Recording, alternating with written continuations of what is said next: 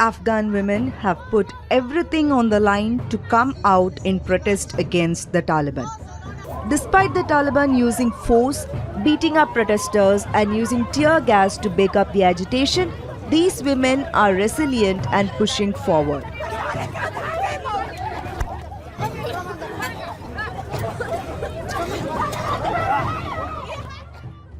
If you're wondering why these women are risking their lives to protest against the Taliban, here's the story of their fears and plight.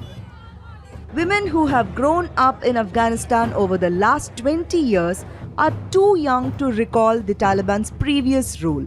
Yet, they are now living a nightmare and experiencing the horrors that their elders once recounted to them. Afghan women and girls have won significant rights and freedom over the last 20 years. Since 2001, women have made significant strides, with many of them gaining access to working in previously male bastions including politics, media, judiciary and IT.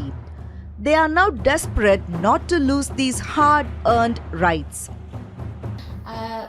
حداقل ما با حق و حقوق برابر با مردها میخواهیم، یا امتیازی که قبلا داشتیم در حکومت اشرف غنی به نام میخواهیم در حکومت طالبانی هم حق و حقوق داشته باشیم و کرسیایی که اگر 100% نشد، اگر 80% نشد، حداقل 50% بر ما داده شود. آزادی ما پوشش ما نیست. ما قبلا هم بی حجاب نبودیم و با شریعت اسلام لباس میپوشیدیم و حضور پیدا میکردیم. آزادی ما تحصیل است، آزادی ما حضور در سیاست است، آزادی ما حضور در اقتصاد است، بتوانیم کار بکنیم، بتوانیم تحصیل بکنیم، بتوانیم پیشرفت بکنیم.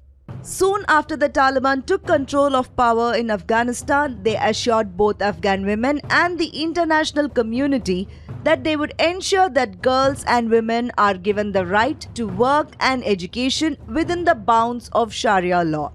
However, the Taliban's recording during its previous regime does not inspire any confidence, and its actions on ground over the last 2 weeks have made its assurances look nothing short of an empty promise. During its previous regime, the Taliban banned schooling and work for women. It also imposed a blanket ban on music and sports. Women had to cover their face and be accompanied by a male relative if they wanted to venture out of their homes. The Taliban's regime was also marked by violent punishments. Those who broke rules were subjected to public beatings and stoning by the Taliban's religious police. Despite claims of having changed its ways and making assurances of protecting women's rights, the Taliban's actions have failed to reflect its assurances. Since its takeover, several women have already been sacked from their jobs, with their male relatives asked to fill in their positions. Women judges are also reportedly being hunted down by prisoners whom they once sent to jail and have been released by the Taliban.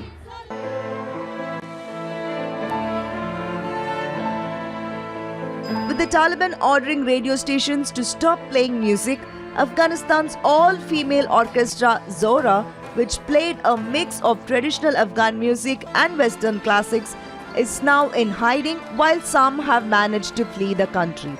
Afghan women who had taken up sports suffer the same plight.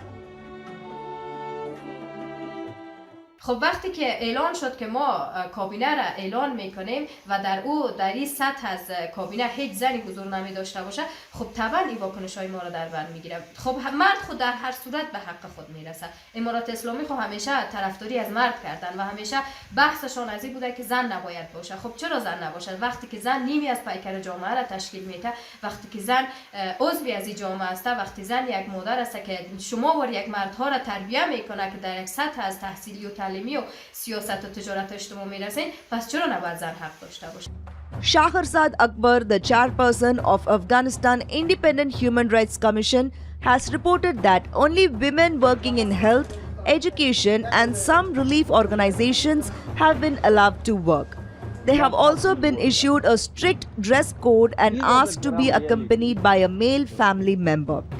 Women previously employed in the Afghan government services have been asked to stay at home with no hopes of them ever returning to their jobs.